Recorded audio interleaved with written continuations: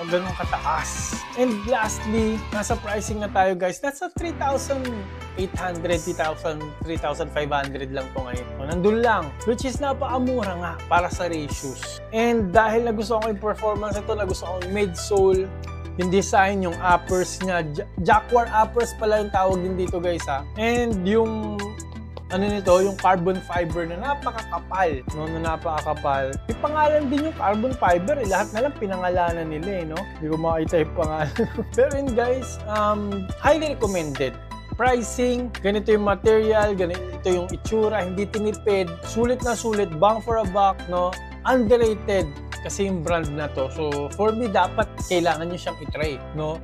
Lalo na kung medyo on a budget kayo, nagtitipid kayo and gusto nyo pa rin gumamit ng ratios para kahit paano may konting advantage and matapos nyo naman yung 42K ng okay kayo, no? Try nyo, guys. Feiying PB3 ng Xiaodan.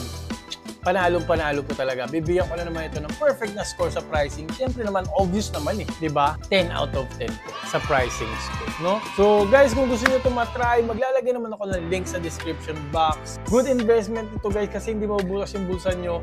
And parang okay mag-risk. Kasi mura naman eh. Hindi nakakatakot